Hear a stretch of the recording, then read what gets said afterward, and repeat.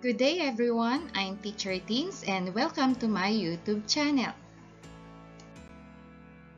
In this video, we will discuss about word problems involving sequences. Example number 1. Amalia's score on the first of her 8 quizzes in mathematics was 32. However, on each successive quiz, her score was 4 more than the preceding one. What is the total score of Amalia in her 8 quizzes in mathematics? First, the given. A sub 1 is 32. So, bakit 32 ang A sub 1? Saan ba natin nakuha yung 32? Ito, sabi niya kasi, the first of her 8 quizzes in mathematics was 32. So, ito yung score niya dun sa quiz number 1 niya. First quiz niya ay 32. So, yung A sub 1 natin ay 32. Susunod, D is equal to 4. So, ito yung common difference. The common difference is 4 kasi sabi niya, on each successive quiz, her score was 4 more than the preceding one. So, ibig sabihin, nagdadagdag lang tayo ng 4 every term. Next, the value of n is 8. Dahil 8 quizzes, merong 8 quizzes si Amalia sa mathematics. And, ang pinapahanap ay S sub 8. Bakit S sub 8? Kasi sabi niya, what is the total score of Amalia in her 8 quizzes in mathematics? So, total score, ibig sabihin, lahat ng score niya sa 8 quizzes niya sa mathematics. So, kukunin natin yon, i-add natin lahat. For the solution, ito yung gagamitin nating formula.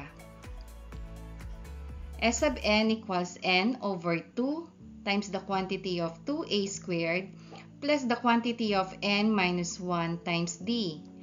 So, yung given word problem kasi sa example number 1 ay arithmetic sequence.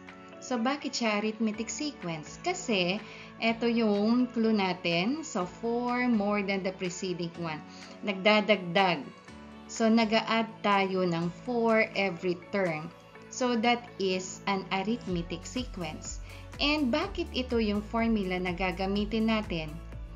Kasi, given yung first term, common difference, and the value of n. Hindi given yung last term. So, ito yung formula natin. Susunod na step na gagawin natin ay isa-substitute na natin ang value ni n na 8, value ni a sub 1, 32, at ang value ni d ay 4. So, yung magiging equation natin ay s sub 8 is equal to 8 over 2 times the quantity of 2 times 32, yun ang value ni a sub 1, plus the quantity of 8 minus 1 times 4.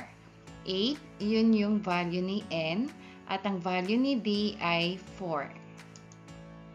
Next, isi-simplify natin ang equation.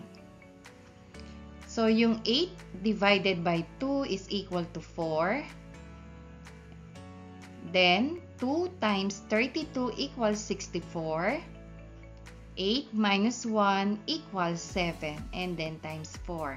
So, ang magiging equation na natin ay S sub 8 equals 4 times the quantity of 64 plus 7 times 4.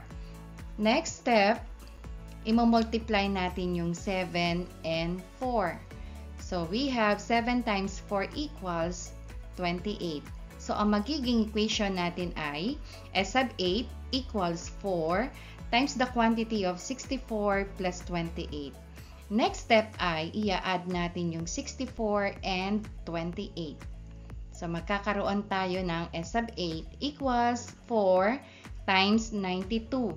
64 plus 28 equals 92. And last na gagawin natin ay i-multiply natin yung 4 and 92. 4 times 92 equals 368.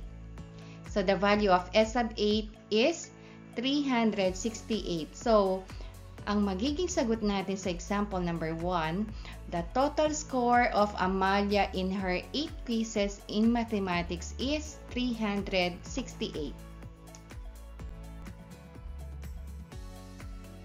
For example number 2, a rocket rises 20 feet after 1 second, 50 feet after 2 seconds, and 80 feet after 3 seconds. If it continues to rise at this rate, how many feet will it rise after 16 seconds? So given, ito yung magiging sequence natin, 20, 50, 80. So nakuha itong sequence na to dito. So 20 feet after 1 second, 50 feet after 2 seconds, and 80 feet after 3 seconds. So, ibig sabihin yung 20, yun ang A sub 1 natin. 50 ay A sub 2 at yung 80 ay A sub 3. So, makikita nyo dito sa given sequence, nag-a-add lang tayo ng 30. Kaya, yung common difference ng sequence ay 30.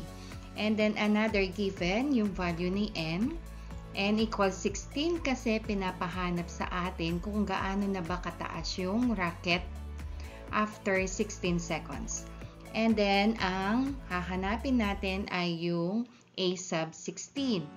So, para sa solution natin, ang formula na gagamitin natin ay A sub n equals A sub 1 plus the quantity of n minus 1 times d. Yung A sub 1, given siya, and then yung value ni n, given din, at yung value ni d ay given din. So, magsa-substitute tayo. Ang A sub n ay magiging A sub 16. Ang n magiging 16. Equals 20. A sub 1 is 20.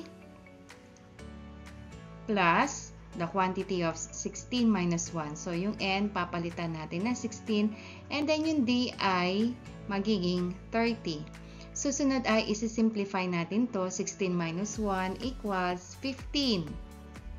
So, ang equation ay A sub 16 equals 20 plus 15 times 30. Next, i-multiply natin yung 15 at yung 30. Kaya ang product ay 450. 15 times 30 equals 450. So, ang equation ay A sub 16 equals 20 plus 450. And then, last, i-add natin yung 20 at 450. Kaya, ang total ay 470. So, A sub 16 equals 470. So, ang final answer natin ay the rocket will rise 470 feet after 16 seconds. Example number 3. You start a chain email and send it to 3 friends. The next day, each of your friends forwards the email to 3 people. The process continues for a few days. After how many days will 729 people have received the email? So, for the given, A sub 1 is 1. Ang first term natin ay 1 kasi nag-start sa isang tao yung chain email. And A sub n is 729. So, kasi dito sabi niya, after how many days will 729 people have received the email? So, yung last term ay 729. And ang pinapahanap ay n kasi tinatanong yung number of days na makaka-receive yung 729 people ng email. And yung illustration ng problem, so mag-i-start sa isang tao and then isi-send niya sa 3 kaibigan niya. Yan. So, yeah. So, it will start from you and then you will send it to 3 of your friends. So, 1, 2, 3. And then yung tatlong friends niya ngayon, yung the next day, isi-send nila sa 3 person din. 3 people. So, yan ang magiging illustration. Si friend 1, magsisend ng 3. Si friend 2, magsisend ng 3. At yung friend 3, magsisend din ng 3. So, ganyan yung illustration ng example number 3. So, makikita nyo, kung gagawa tayo ng sequence, so yung that is 1, and then dito 3, and then next is 9. So, ang magagawang sequence ay 1, 3, 9. Ibig sabihin, yung problem na to ay geometric sequence dahil ang sequence na nabuo natin ay 1, 3, 9. So, ito yung magagawa nating sequence.